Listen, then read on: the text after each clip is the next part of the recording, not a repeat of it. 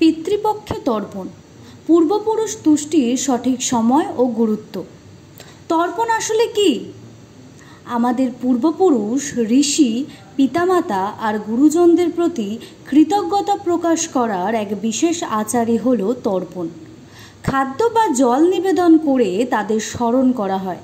বিশ্বাস করা হয় এতে তারা তুষ্ট হন এবং আশীর্বাদ দেন দীর্ঘায়ু, সমৃদ্ধি, শান্তি, এমনকি মৃত্যুর পর মোক্ষ লাভও সম্ভব হয়। হিন্দু শাস্ত্রে তর্পণের নানা ধরন ও নিয়মের উল্লেখ আছে, তবে সবচেয়ে গুরুত্বপূর্ণ সময় হল পিতৃপক্ষ। ভাদ্র পূর্ণিমার পরের প্রতিপদ থেকে শুরু হয়ে অমাবস্যা তিথিতে শেষ হয় এই পক্ষ। এই সময়টাতেই পরলোকগত পিতৃপুরুষদের উদ্দেশ্যে তর্পণ করা শ্রেয়।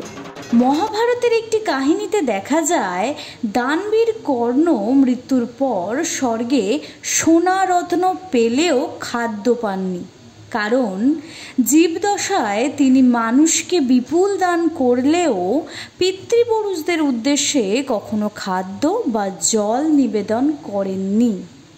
পরে ইন্দ্রের অনুগ্রহে কর্ণকে 16 দিনের জন্য পৃথিবীতে ফিরে এসে তর্পণ করার অনুমতি দেওয়া হয়। সেই থেকেই এই 16 দিনকে পিতৃপক্ষ বলা হয়। এই বছর পিতৃপক্ষ শেষ হচ্ছে 21শে সেপ্টেম্বর রবিবার, বাংলায় যা 4ঠা আশ্বিন।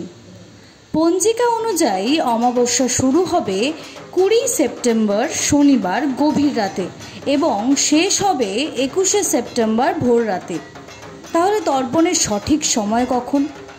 শাস্ত্রমতে অমাবস্যা তিথি থাকাকালীন যে কোনো সময় তর্পণ করা যায়, তবে সবচেয়ে শুভ সময় হলো পরের দিন ভোরবেলা খালি পেটে স্নান সেরে নদী বা পুকুরের জলে দাঁড়িয়ে জল প্রদান করা।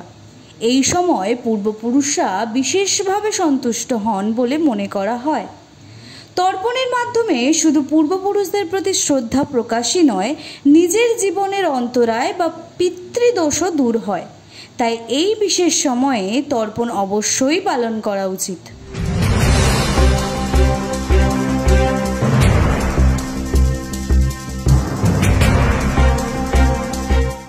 ট্রাভেল নিউজ, শুধু খুশির খবর, ভালো খবর, যা কিছু বাঙালির।